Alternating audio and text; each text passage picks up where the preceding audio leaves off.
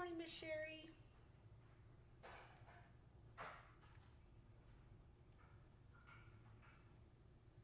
Good morning, Miss Sherry. Okay.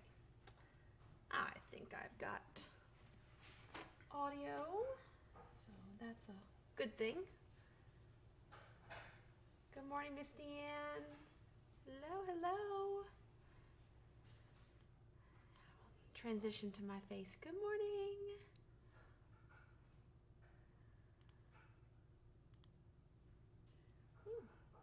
Ready to learn. Well, I hope I have a lot of curve information for you, Miss Kathy. I hope it helps.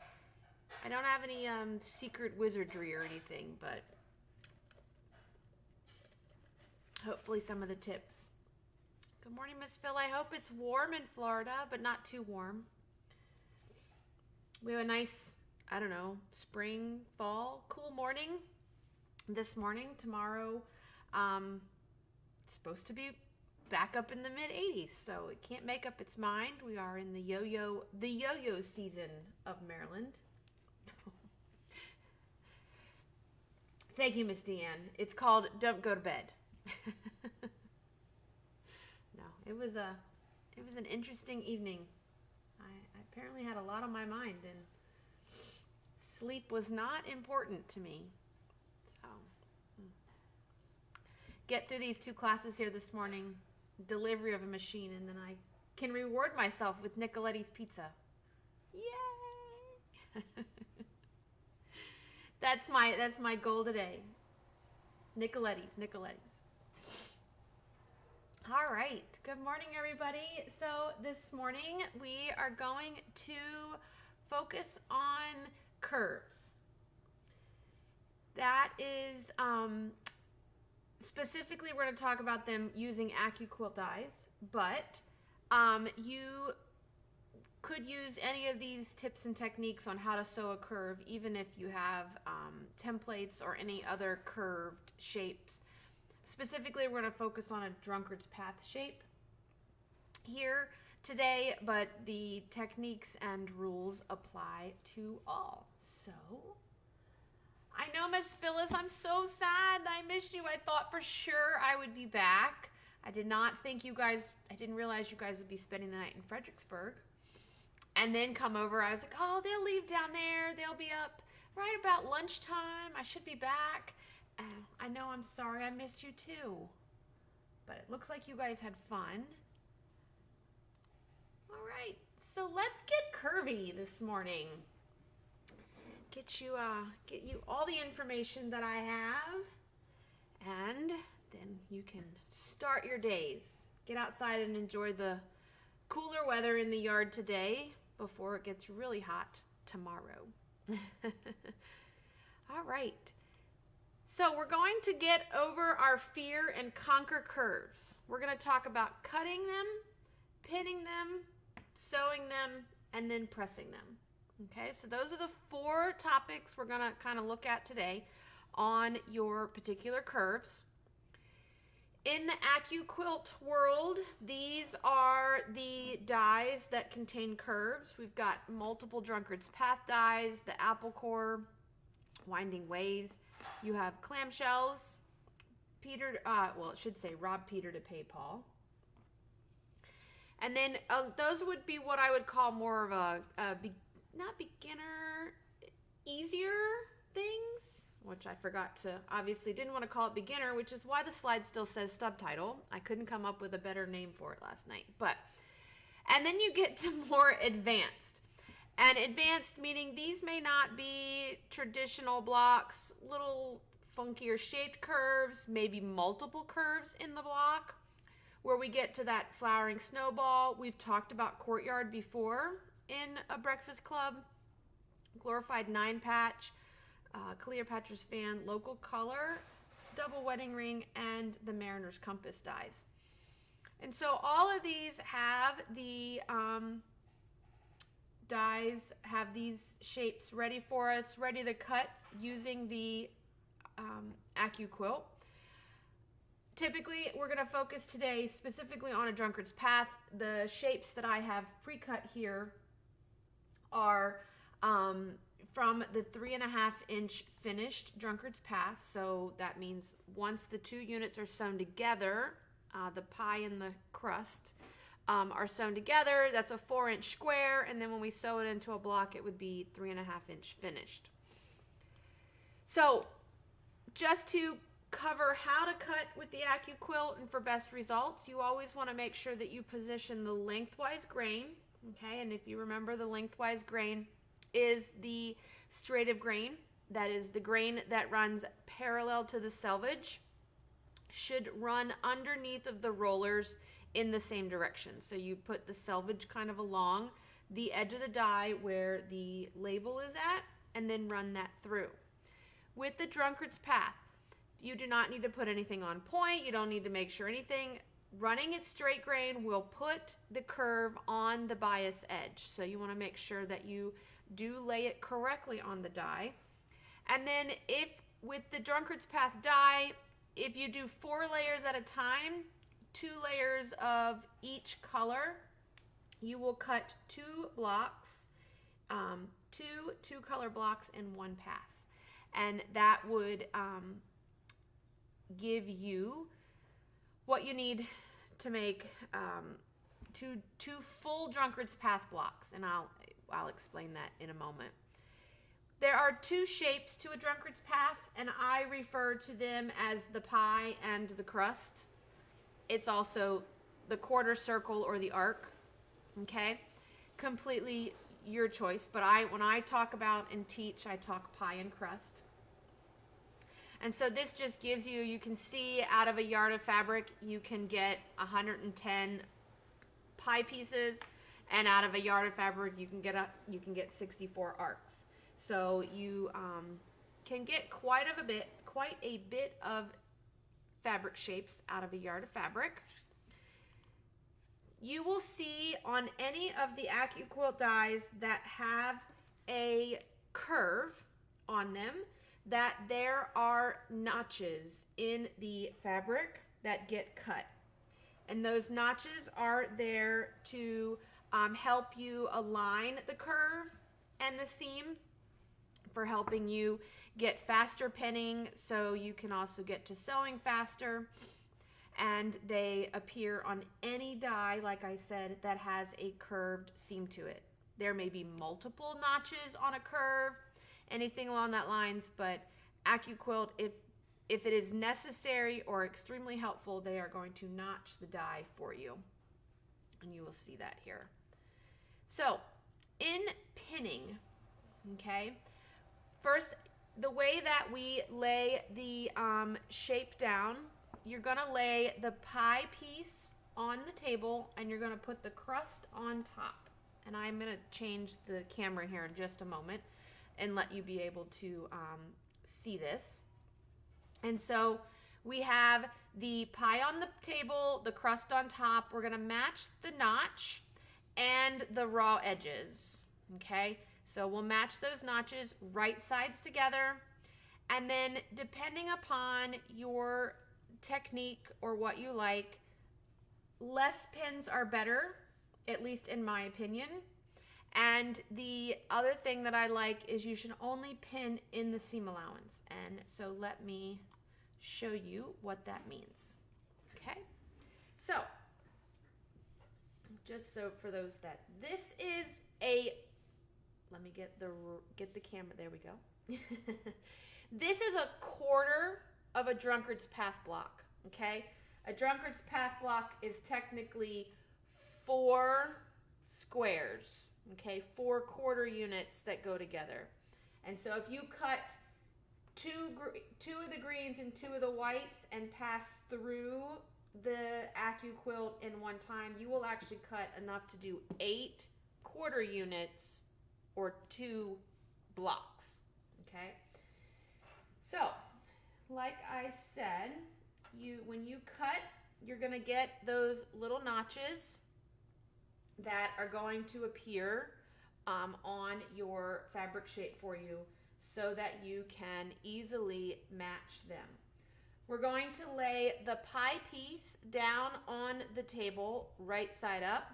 We're going to take the crust and lay it right sides together matching that notch, okay? I am a 3-pin curve person. I have a pin that goes at center, and I have a pin that goes on each end, okay?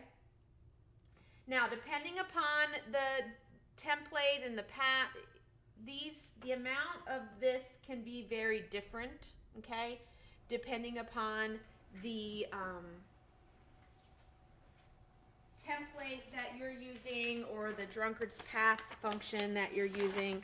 So, for example, this is winding ways. So you can see it's much smaller at the beginning and end, and this is the shape as to where it goes. So it can be, you can have a lot of crust, you can have a skinny section of crust. It's completely up to the designer as to how they've done it. Now, many of us would normally take a pin and we would, fill that pin full of fabric, right? So we would take it, stab it in the edge. You are better off and you can get more easing, okay? And it works better if you keep your pinning only in the seam allowance, okay? So I'm only gonna pin about 1/4 of an inch into the seam, because we want to be able to make this section move, and if we've got it pinned all the way down into the block, for me it kind of restricts that movement and you're battling yourself more than anything. So I pin the middle, I'm gonna take the straight edge and I'm gonna turn it here so that it rotates over to matches the top of the side here, and I'm going to pin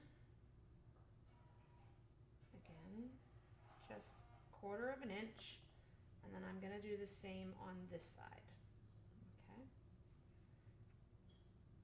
Now, if you're not comfortable with 3 pins and you want more than 3 pins, and that's perfectly fine, I typically will pin the ends, and then maybe you would feel more comfortable if you had a pin in the middle or anything like that. But it's gonna look like a little bit of a hot mess here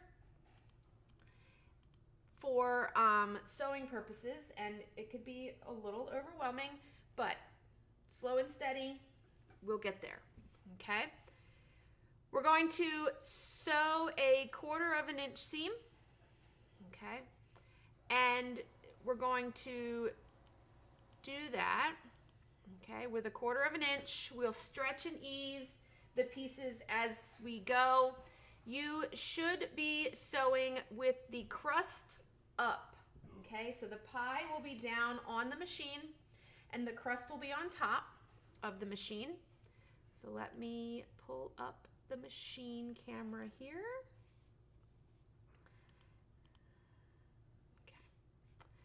The key to stitching a smooth curve is going to be taking it slow, stopping with the needle in the down position so that you can pivot every few stitches, and I use a stiletto, okay?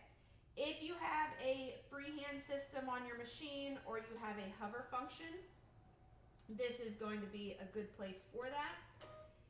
I'm not going to fuss with what's going on down here. I'm just going to focus right now in what's underneath of my needle.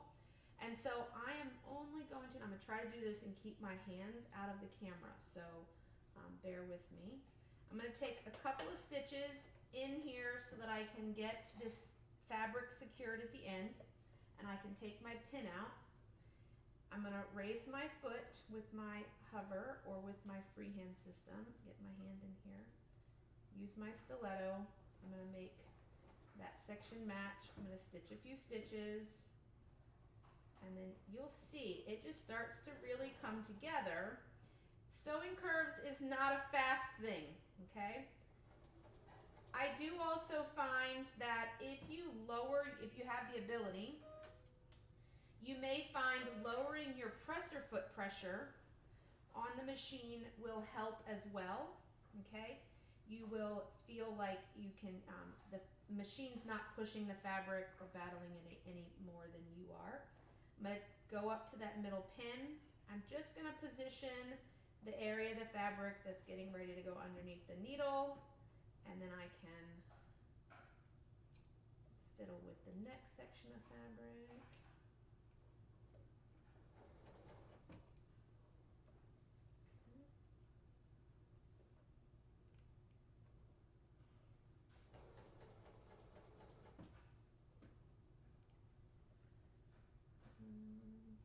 Again, this would be easier if I could get my hand up here on this side. Okay.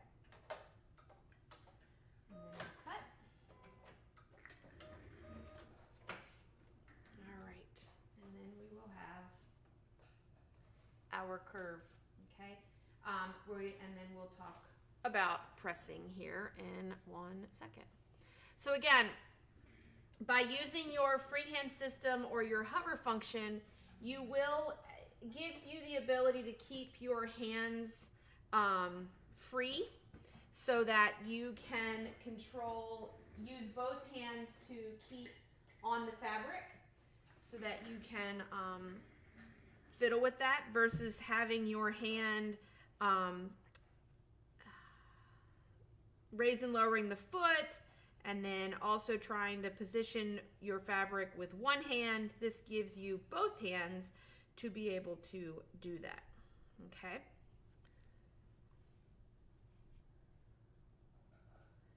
Yeah, I know why, Miss Kathy. It was very brave demoing with a small block. I did think about that after I cut it and was like, that probably was not the best decision, but we will just go for it.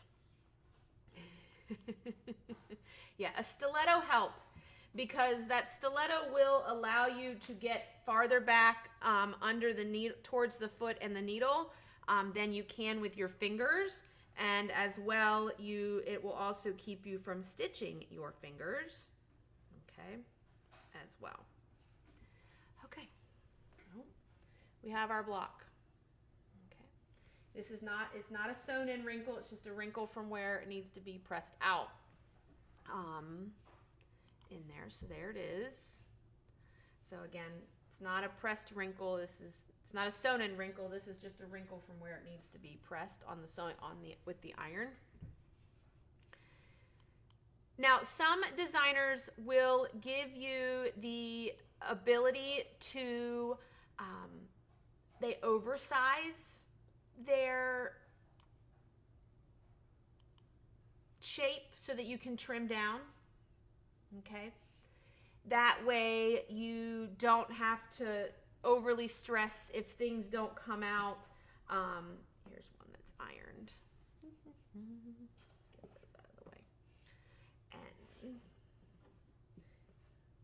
are ironed. And I just lost my train of thought. Yes, oversized blocks. So some pattern designers will give you an oversized shape so you don't have to fuss too much with your, if your pie doesn't match your pie crust. The curve does not need clipped, okay, for this kind of pressing on this particular block. Now there may be some smaller, tighter curves that they recommend clipping the curve, but ultimately I have got to figure out this camera and rotate it so that I know which direction I'm supposed to be moving. So this comes into play, you know, like I said, there's no clipping this curve necessary. Now, pressing wise, there are not a right or a wrong way to press this. It's just kind of a look of which direction you want, what you want to stand out, okay? So if you press the seam, the direction you press the seam is going to make that section stand out, okay? So if you press the seam towards the pie, that's gonna make that center circle or the center section appear raised. And if you press the seam towards the crust, you're going to find that the appearance of the crust is sitting on top of the pie. So let me see if I can show that. So this here, the seam is pressed towards the pie piece. And so if you can tell, it makes it look like the circle or the quarter circle is sitting on top of the crust.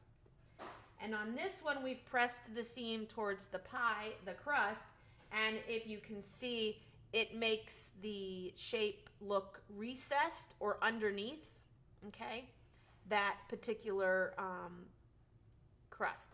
So depending upon the look that you want, maybe even depending upon just the general overall design, that you can press them whatever way you want. You should always press from both from the front and from the back, because sometimes if you just press from the back, you really won't get this as far back over as you need it to be, okay?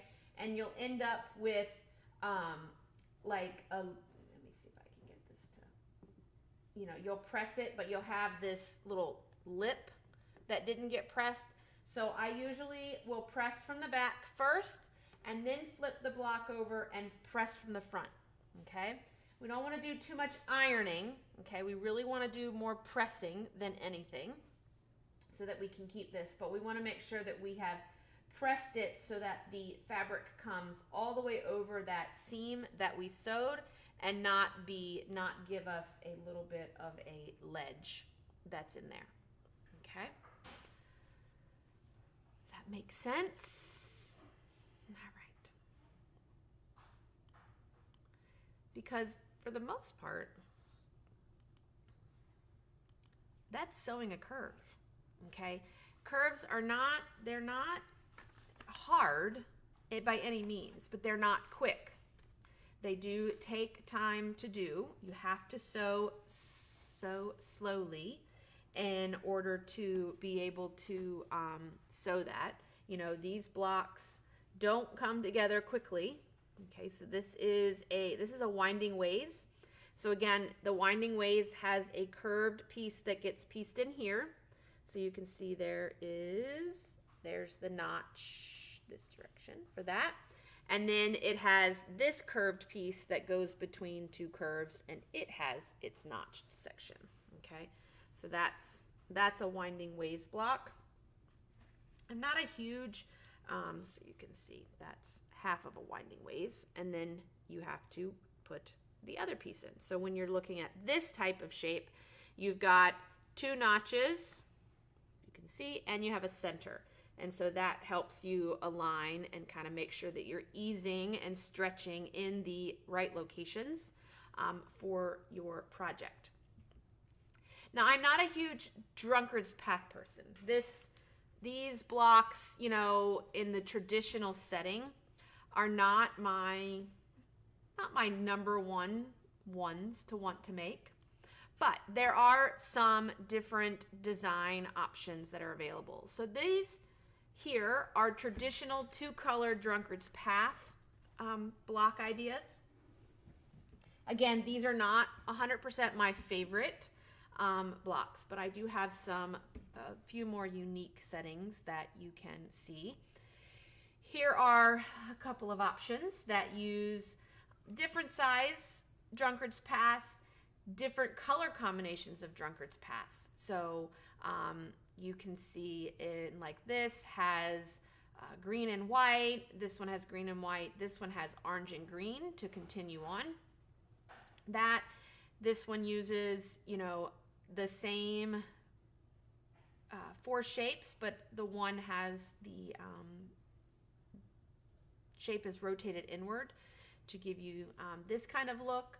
So don't think that all drunkard's path curved blocks have to lay like these. Okay. Some other options, and it really becomes a matter of playing with color in a drunkard's path more than anything.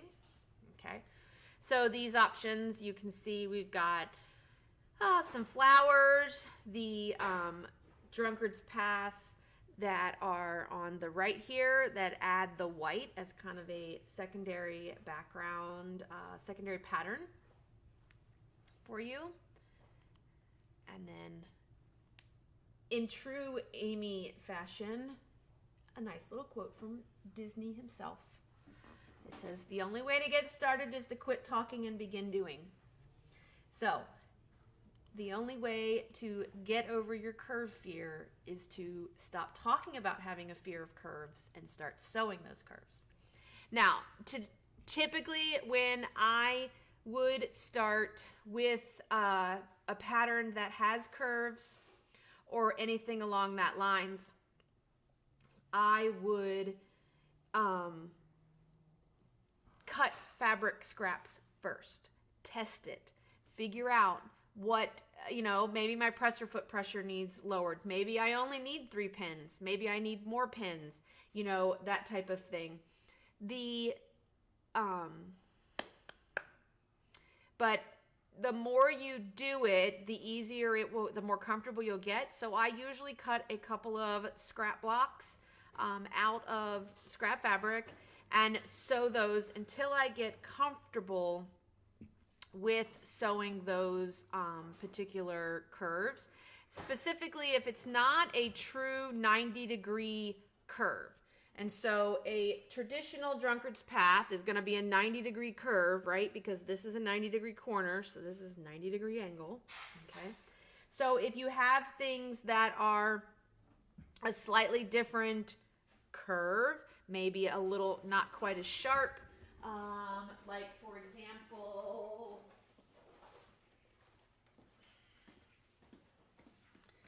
in this project, if I have one in here,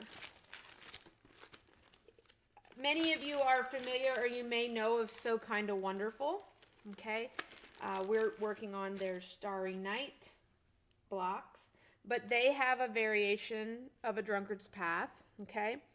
This one is done with they call it the quick curve. It's not quite a 90-degree corner, but they have some techniques and things that work with it, okay?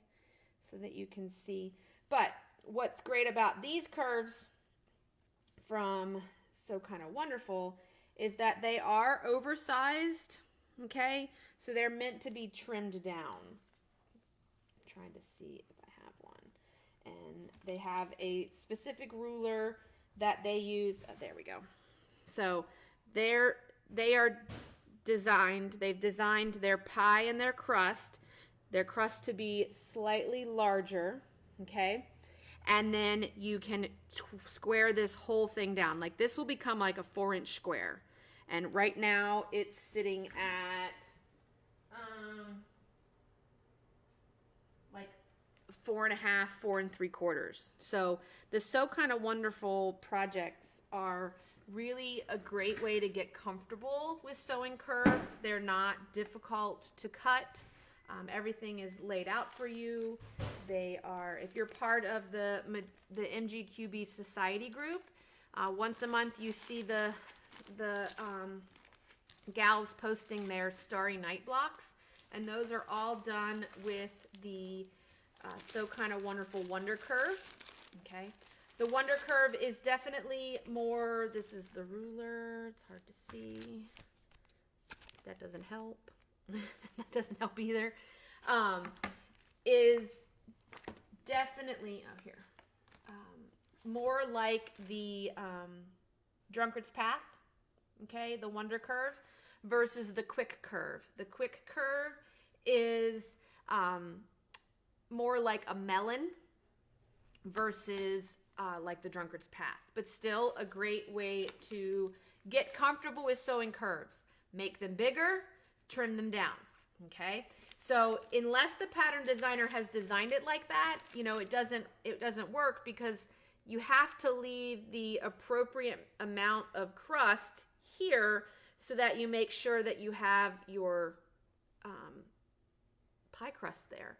Because if I trimmed this down, to maybe a 3-inch square here, I'm gonna have very little pie crust on the sides, okay, if any, and it's not going to give you that traditional look that's there. So you just want to be conscious of, you know, but most pattern designers today with the drunkard's path or that type of curve are usually oversizing their blocks and then allowing you to trim them down just so that you are a little bit more comfortable with sewing that curve. You may be more confident to do it in that aspect.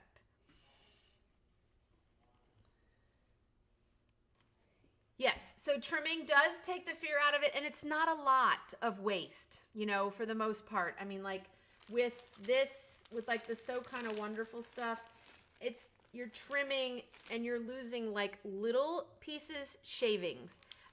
It's not giant amounts of fabric that you've pieced together. It is really small, minute amounts, and not even full pieces. So like I said, it would just be that little tip, this little tip, and maybe 1/8 of an inch here. This also keeps you from having to, you know, trying to sew or match something that's like a 1/2 inch wide. You know, it's a 1/2 inch wide. You're trying to get it on there. You're trying to get it lined up with a 1/4 inch foot, and like there's nothing to hold on to. And so by making the tail of the crust a little bit bigger, it does make it a little bit easier to hold on to. The So Kind of Wonderful curves, I don't even pin. They tell you exactly where to start, and then you just sew it to that point because again, it doesn't have to match at an exact location at the other end. If you have to match point to point in terms of your fabric needs to come together and start and end at your crust, I then definitely pin. And again, like I said, we pin in the seam allowance, okay? I use small pins and fine pins. So I'm a glass head pin user, okay? Or the magic pins, which are this is the magic pins, okay? You can see that's a magic pin. It's got a slightly elongated pin head to it.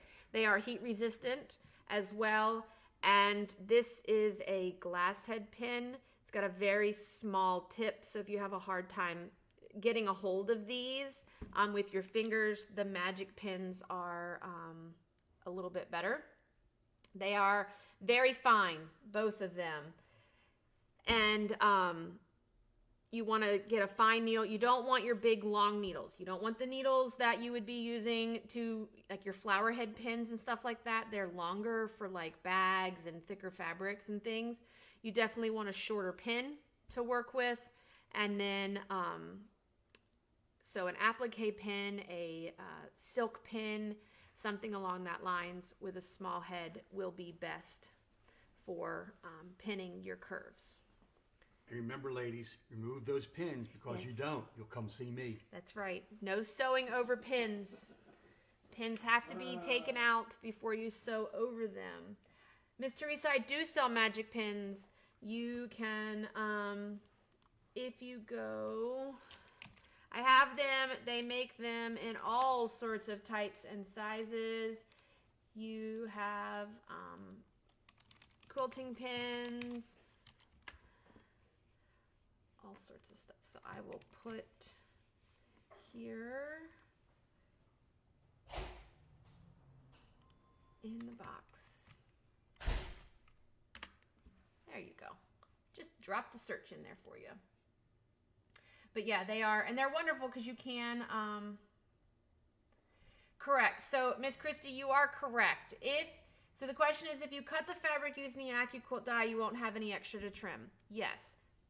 Depending, like for example, this die here is a 3.5 inch finished. I could trim this down to maybe a 3 inch finished because there's more than enough crust here that I could trim off. So I could easily take a 1/2 inch off, okay? And then when I take a 1/4 of an inch, there would still be enough of the background or my crust section So it just depends upon, you could size up and then trim down slightly, but they are designed to technically finish exact on the edges. Okay. Yeah. Okay. Well, if there are no other questions, that is what I have for you today on curves. I told you I didn't have any super magic for sewing pins. It's just, it really is practice more than anything. And just practicing. Sewing needle down, sew slow, pivot every once in a while, and only concentrate on the section that's underneath your presser foot. Don't try to make the stuff that's nowhere near the presser foot yet match up to the fabric, because it will be much easier once it gets to the machine to align the curve. Okay? Now, next week is an off week, so if you didn't notice or didn't hear, Breakfast Club is going to go to the first and third Saturdays of the month. Okay, for the summer here, we're going to, so we will be back with Breakfast Club on the 15th, and we are going to chat about circular embroidery attachments for the sewing machine. So when I say embroidery, in this aspect, I'm talking decorative stitches, okay? Because back in the day, before we had embroidery machines, they called decorative stitches embroidery stitches. So we're going to talk about presser foot number 83 for a Bernina. I am sure that there is some sort of presser foot for other brands out there, or it's not really a presser foot, it's an attachment for the machine. So we'll talk about circular embroidery. We'll talk about those machines that have pattern extend and pattern repeat. So lots and lots of information. That's why I need 2 weeks to prepare for it. That'll give me a little bit more time to be able to prep for circular embroidery attachments. And again, like I said, it's all sewing, no embroidery machines. Okay? Well, I hope everybody goes outside, enjoys the day, and then you can come in and spend the evening in your sewing room once the sun goes down. Thank you, everybody. Have a great rest of your weekend, and we will see you back here or in the store soon. Thank you.